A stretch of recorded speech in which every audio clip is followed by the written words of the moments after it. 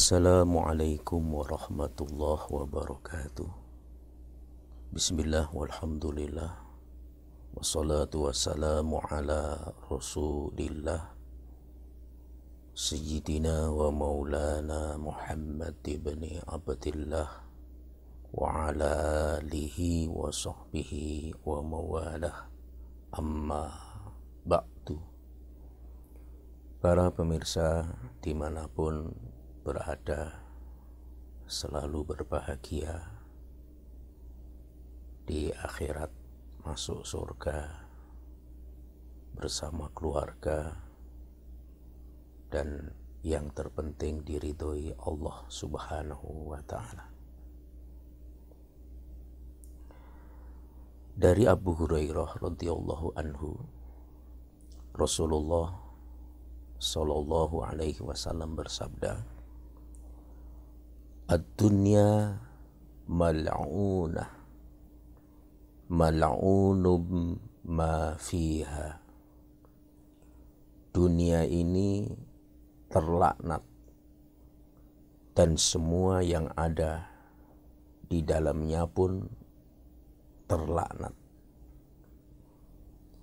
Illa dzikrallahi ta'ala wa ma walah, kecuali berzikir mengingat Allah Subhanahu wa ta'ala, melakukan ketaatan kepadanya, wa aliman, serta orang alim yang mengajarkan ilmunya, au muta'alliman, dan orang yang belajar ilmu syar'i itu.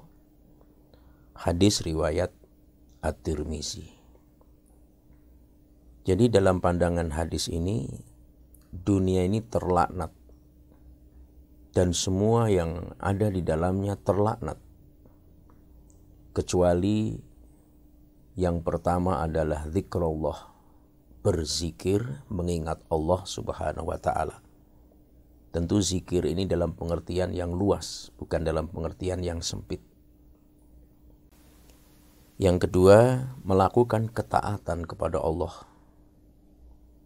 Yang ketiga, seorang alim yang mengajarkan ilmunya.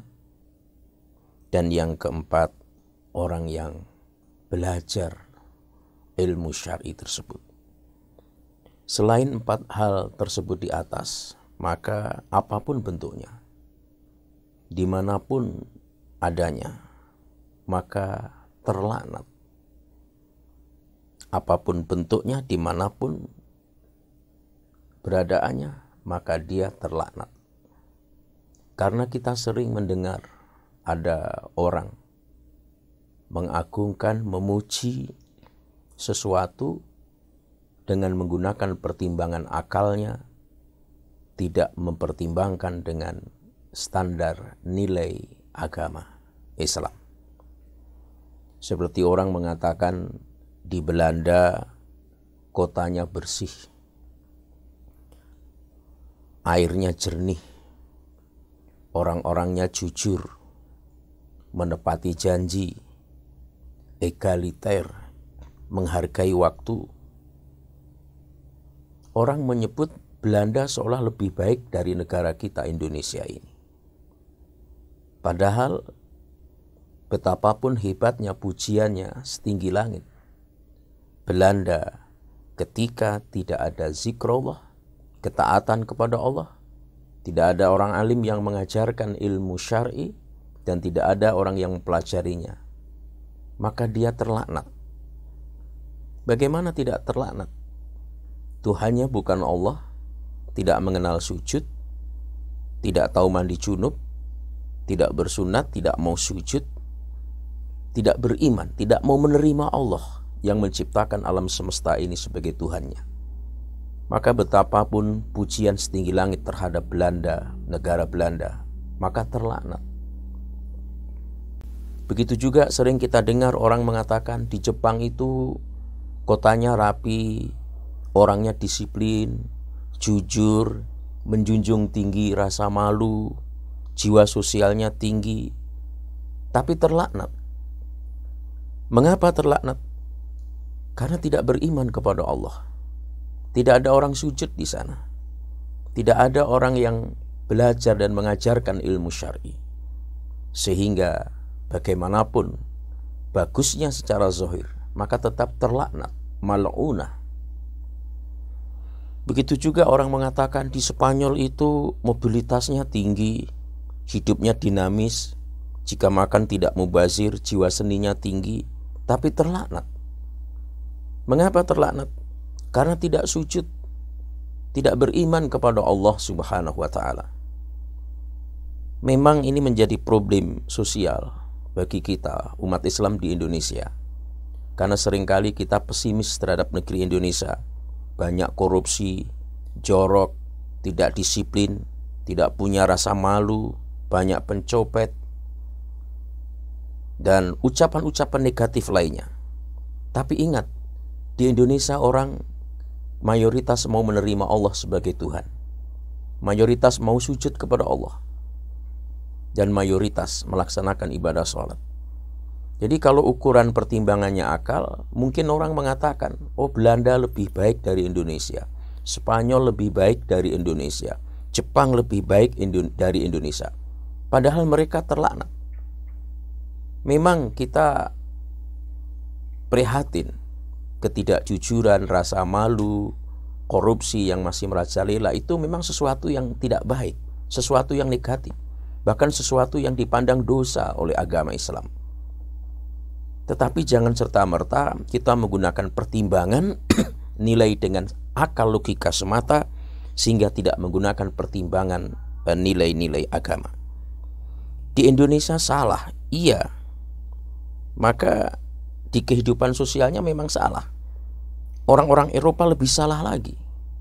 Orang-orang Belanda lebih salah lagi. Orang-orang Jepang, orang Spanyol lebih salah lagi. Apa salahnya mereka? Mereka tidak mau menerima Allah, tidak mau menyembah kepada Allah yang menciptakan alam semesta ini. Para pemirsa sekalian dimanapun berada, kira-kira dalam pertimbangan agama mana yang lebih baik? Ada seorang pembantu rumah tangga, dia bekerja di luar negeri, gajinya tinggi, ikut sama orang Korea, rumahnya besar, bersih, gajinya tinggi, tiap hari dia harus memasak babi, lalu mengantar juragannya, anak-anaknya sekolah ke sekolah yang bukan Islam. Di situ tidak sujud, di situ tidak ada sholat, Tuhannya bukan Allah, maka tetap terlaknat. Meskipun kondisinya mungkin gajinya tinggi. Bandingkan dengan pembantu rumah tangga yang ikut seorang ulama, rumahnya kecil, gajinya rendah, makanannya halal thayyibah, setiap waktu sholat diingatkan, sujud, Tuhannya Allah, Islam agamanya, maka tidak terlaknat. Mana dalam pertimbangan agama kira-kira yang diunggulkan?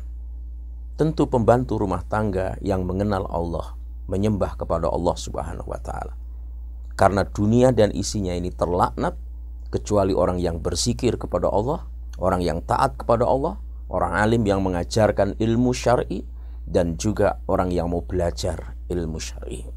Selain itu terlaknat. Gaji tinggi terlaknat, pangkat tinggi terlaknat, popularitas terlaknat, harta banyak terlaknat.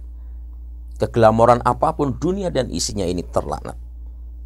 Itulah sehingga belajar dari peristiwa sejarah pada saat kekalahan yang menimpa umat Islam dalam perang Uhud, di mana Allah Subhanahu wa ta'ala berfirman, "Wa ma asabakum yaumal taqal jam'an fa bi'idznillah wa liya'lamal mu'minin." Dan apa yang menimpa kamu ketika terjadi pertemuan, maksudnya peperangan antara dua pasukan itu, adalah dengan izin Allah, dan agar Allah menguji siapa yang benar-benar beriman. Karena dalam perang Uhud, umat Islam mengalami kekalahan. Dan para analis sejarah menyimpulkan sebab kekalahan disebabkan karena pasukan pemanah yang ditempatkan Rasulullah di atas Bukit Rumat tidak mengindahkan perintah Rasulullah, melanggar perintah Rasulullah Shallallahu Alaihi Wasallam. sehingga dianggap tidak taat perintah, meninggalkan posisinya. Tapi itu salah, iya, mengakibatkan kekalahan, iya. Orang kafir Quraisy dan yang banyak itu menang. Bukan berarti orang kafir Quraisy itu baik. Bukan berarti orang kafir Quraisy itu agung. Bukan berarti orang kafir Quraisy dan bala tentaranya itu mulia. Bukan. Itu bukan ukuran pertimbangan kemuliaan di dalam kacamata agama. Pasukan pemanah yang ditempatkan di Bukit Rumat memang salah karena melanggar perintah Rasulullah Shallallahu Alaihi Wasallam. Meninggalkan posisinya, berebut harta, itu memang salah. Tapi orang kafir Quraisy jauh lebih salah lagi. Salahnya apa pasukan pemanah itu? Meninggalkan posisinya, melanggar perintah Rasulullah. Lalu apa salahnya orang kafir itu?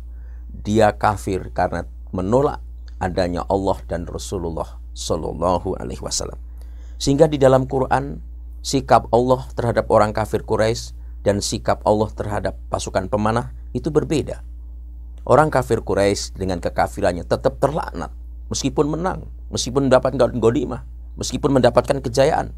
Tapi orang-orang mukmin yang berbuat salah dikatakan dalam Quran surah Ali Imran ayat 152, walaqad afa ankum wallahu dzu fadlin 'alal mu'minin.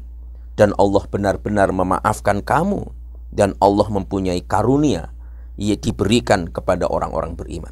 Jadi Allah memaafkan orang-orang mukmin, kesalahan orang-orang mukmin, tapi Allah tidak memaafkan kesalahan orang-orang kafir Quraisy. Nah, ini mengandung makna apa? Pasukan pemanah salah karena melanggar perintah Rasul Shallallahu Alaihi Wasallam. Lalu apakah orang kafir yang menang itu tidak bersalah? Orang beriman di pasukan pemanah salah, melanggar, tapi dimaafkan Allah Subhanahu wa Ta'ala. Orang kafir meskipun menang, dia tetap lebih salah karena dia kafir kepada Allah Subhanahu wa Ta'ala. Di Indonesia banyak korupsi, itu salah. Tidak banyak orang jujur, itu salah. Tidak menjaga kebersihan, itu salah. Tidak punya rasa malu, itu salah. Tapi orang Spanyol, orang Jepang, orang Belanda, orang manapun yang mereka tidak mau menerima Allah dan Rasulnya, lebih salah lagi. Yang mungkin Allah akan bersikap terhadap orang-orang Indonesia, memaafkan sebagaimana Allah memaafkan pasukan pemanah yang melanggar perintah Rasulullah dan tidak memaafkan orang-orang kafir Quraisy. Mengapa? Karena tetap dalam kekafirannya. Oleh karena itu, dalam menghadapi dalam realita yang kadang memang mengecewakan, maka patron ukuran nilai kita harus konstitusi agama, bukan akal belaka. Karena kalau akal belaka, kita akan menyanjung-nyanjung Spanyol, Belanda, Jepang, Australia, New Zealand, Swiss, akhirnya menjelek-jelekkan bangsa sendiri karena kehidupan sosialnya. Tetapi bagaimanapun jeleknya, bagaimanapun banyak korupsi, tidak ada rasa malu mungkin, kurangnya orang jujur, tapi kita tetap bersyukur. Masyarakat mayoritas Indonesia beriman kepada Allah Subhanahu wa Ta'ala dan ia mau menerima Allah sebagai Tuhan, Nabi Muhammad sebagai utusannya, dan mau sujud kepada Allah Subhanahu wa Ta'ala. Mudah-mudahan ini menjadi bahan renungan bagi kita semuanya. Bukan berarti ini mentolerir kesalahan yang terjadi di negara kita, tidak. Tetapi kita harus tetap lebih bersyukur karena banyak orang sujud, bahkan antrian haji sampai puluhan yang tidak ada di negara manapun kecuali di negeri kita. Begitu antusiasmenya yang tinggi, meskipun di kehidupan sosial memang harus banyak yang kita perbaiki.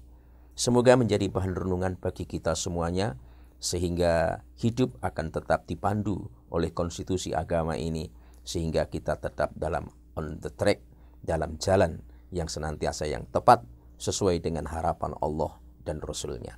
Demikian dan sekian, mohon maaf. Wallahu waliyul muttaqin. Assalamualaikum warahmatullahi wabarakatuh.